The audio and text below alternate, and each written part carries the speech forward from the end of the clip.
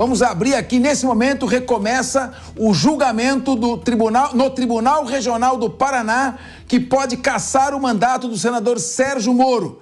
Após o voto do relator, que votou com Moro, votou para manter o mandato do parlamentar, restam ainda o posicionamento de outros 6 desembargadores. Vamos acompanhar ao vivo e depois debater. Segue vocês. Realiza mais adequadamente a vontade da Constituição Federal naquela situação específica.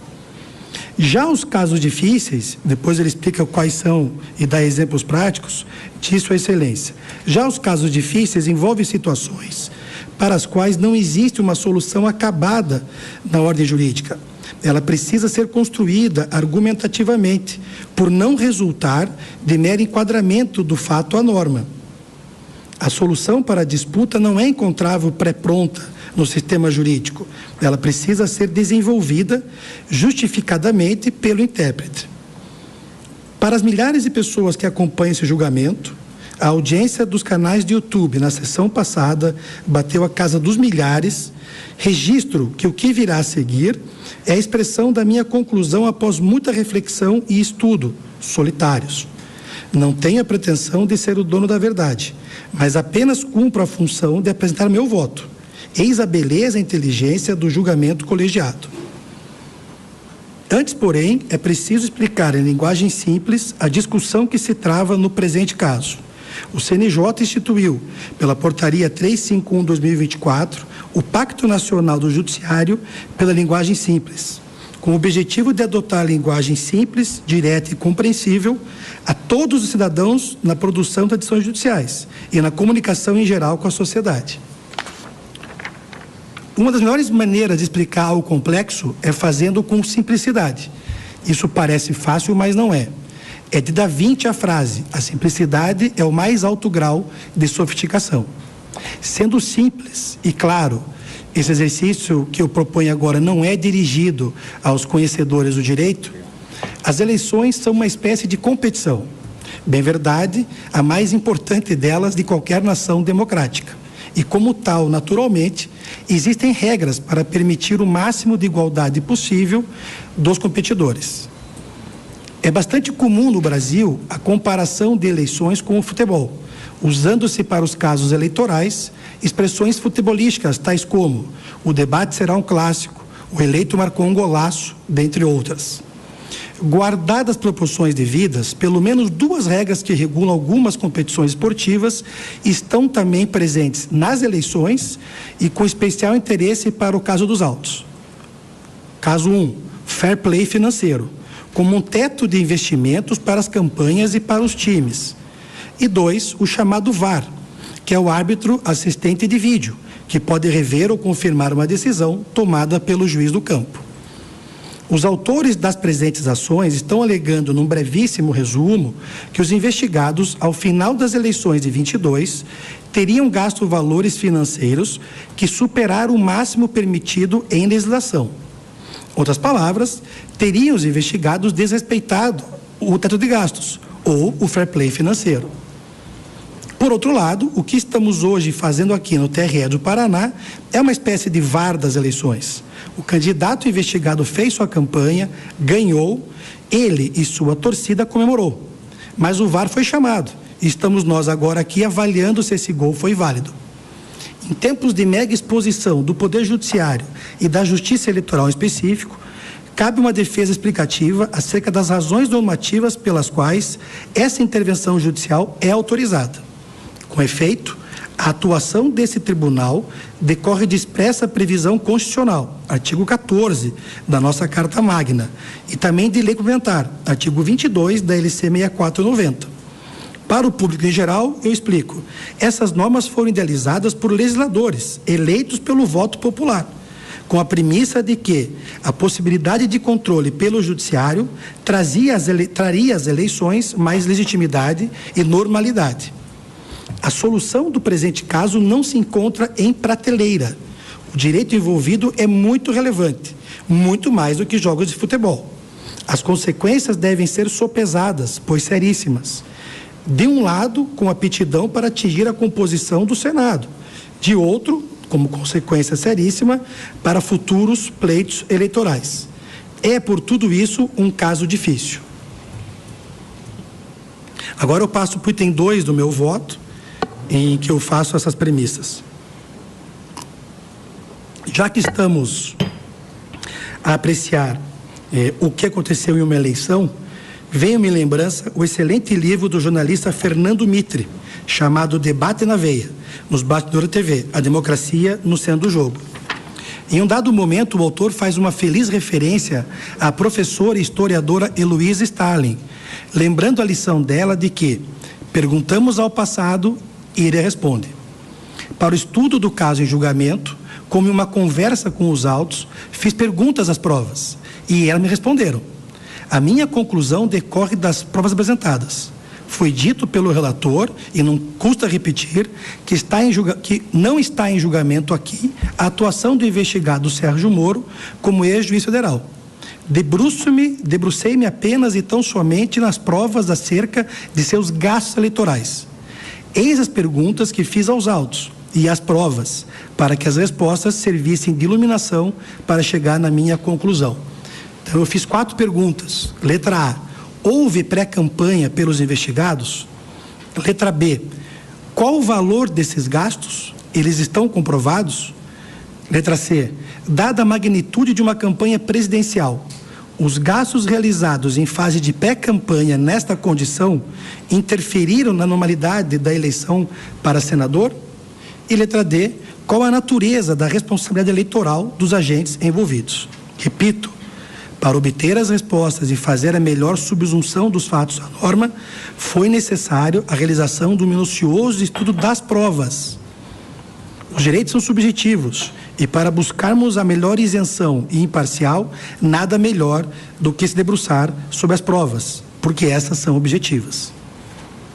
Em matéria de AIGE, e aqui nós estamos com 2 AIGEs, incide a regra do artigo 23 da Lei Complementar 6490, segundo a qual o tribunal formará sua convicção pela livre apreciação dos fatos públicos e notórios, dos indícios e presunções e prova produzida, atentando para circunstâncias ou fatos, ainda que não indicados ou alegados pelas partes, mas que preserve o interesse público de lisura eleitoral.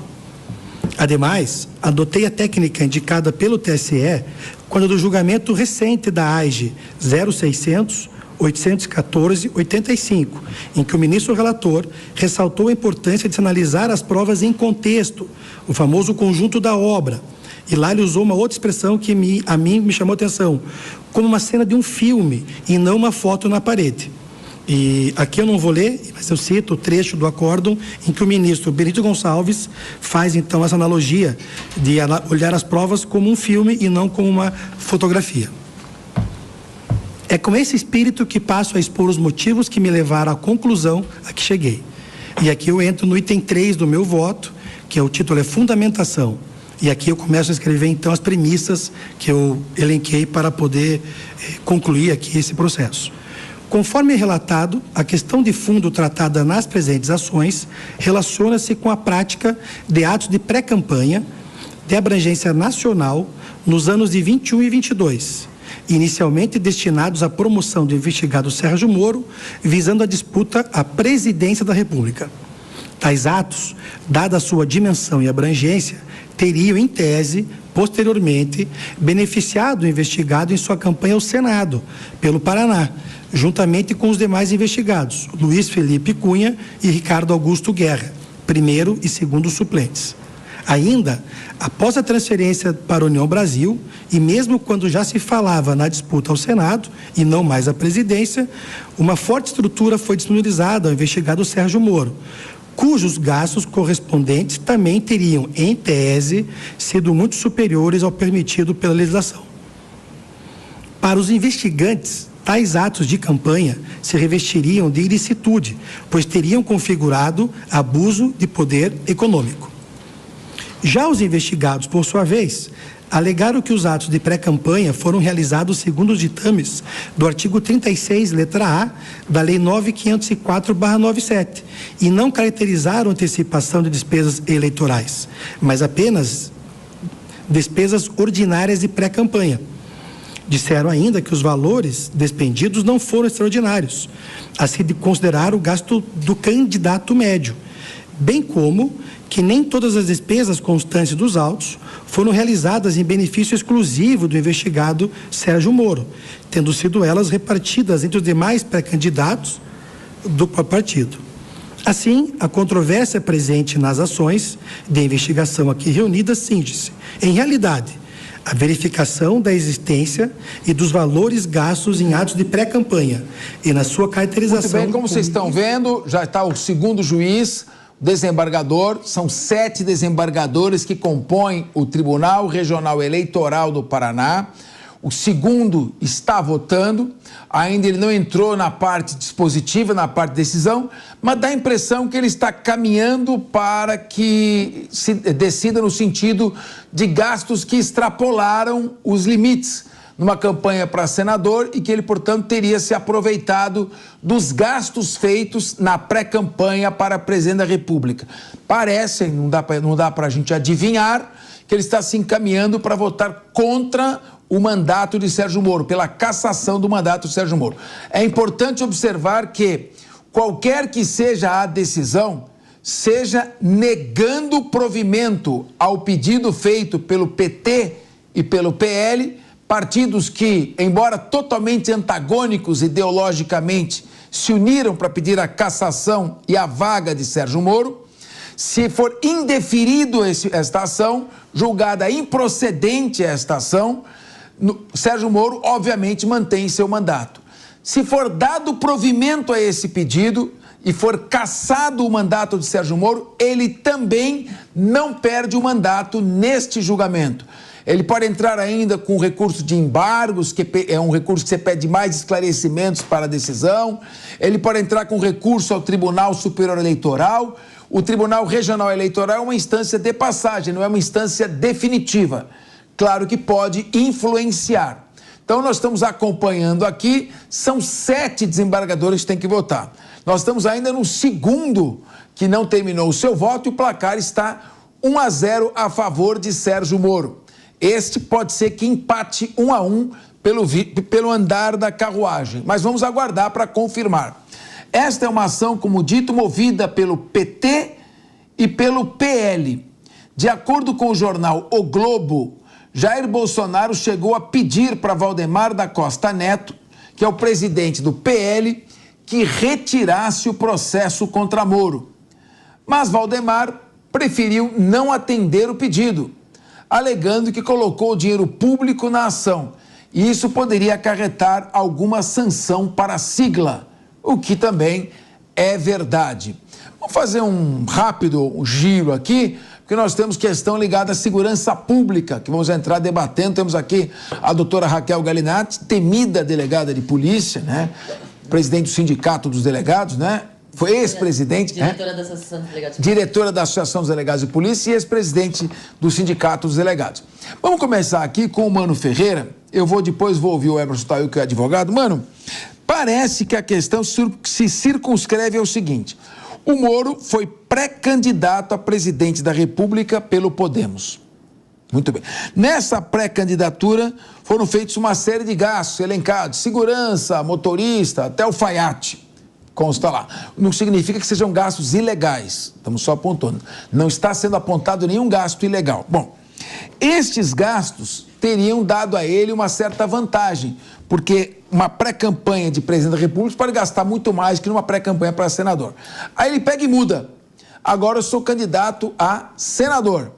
Então, ele teria se aproveitado destes gastos em favor da sua campanha. Não estamos falando de exposição, se ele teve mais ou menos exposição na mídia.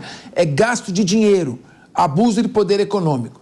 Você acha que existe procedência ou também tem muita má vontade contra o Sérgio Moro e contra o Deltan Dallagnol, que peitaram o sistema? Boa tarde, Capês. Boa tarde aos amigos da mesa. Boa tarde à nossa audiência da Jovem Pan. Olha, eu diria que há muita má vontade do sistema político como um todo contra todos os agentes relacionados à Operação Lava Jato. Não à toa, estamos falando de uma ação que teve como origem uma união entre PL e PT, ou seja, o que no Brasil de 2024 é capaz de unir Lula e Bolsonaro numa mesma causa: o ódio a Sérgio Moro e a Operação Lava Jato, com tudo que isso representa. Ou seja, é muito triste essa situação. Agora, sobre a forçação de barra, por que se trata de uma forçação de barra, ao meu ver? Quando a gente fala dos gastos da pré-campanha de Sérgio Moro à presidência da República, estão aí inclusos, inclusive, viagens pelo Brasil. Será que ir até Juazeiro do Norte, no Ceará, de alguma forma beneficia a campanha de um candidato ao Senado pelo Paraná? Me parece estapafúrdio dizer que sim. Então, acho que não se trata disso. Outro aspecto, para configurar um abuso de poder, na minha visão, seria necessário apresentar uma intenção deliberada de utilizar a pré-campanha como mecanismo de fraude ao teto de gasto para a campanha ao Senado. Ora, não é isso que parece, até porque, além de ter desistido de ser candidato à presidência pelo Podemos, vale sempre lembrar, antes de decidir ser candidato ao Senado pelo Paraná, Moro tentou ser candidato por São Paulo. Ou seja, na minha visão, estamos muito mais diante de uma desventura em série do candidato Moro no seu projeto político de tentar ser candidato, não se viabilizar ou abandonar o projeto no meio, tentar ser candidato por São Paulo, não conseguir depois ir para o Paraná, do que como um grande plano mirabolante de fraudar o teto de gasto da campanha do Senado no Paraná. Até porque, convenhamos, Moro já era uma figura extremamente conhecida e os gastos de viagens pelo resto do Brasil e coisas não relacionadas com a campanha no Paraná especificamente não são aquilo que foram determinantes para que ele se tornasse uma figura conhecida e fosse escolhida pelo eleitor paranaense. Muito bem. Daniel José, a questão eleitoral do abuso de poder econômico é uma questão complicada porque ela independe da intenção ou do desejo do candidato de fraudar. Agora, uma coisa tem que ser vista, que é o nexo causal. No que estes gastos da pré-campanha do Sérgio Moro implicaram concretamente numa vantagem? Não se pode também caçar um mandato de um senador, e aqui já se viu que na democracia, na frágil democracia brasileira, há quase nenhum respeito pela vontade popular e pelos mandatos. Você veja hoje uma eleição, nós estamos em eleição municipal.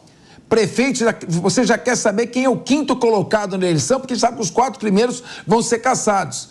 Então, a justiça eleitoral, muitas vezes, ela quer ocupar o centro do palco no lugar dos candidatos.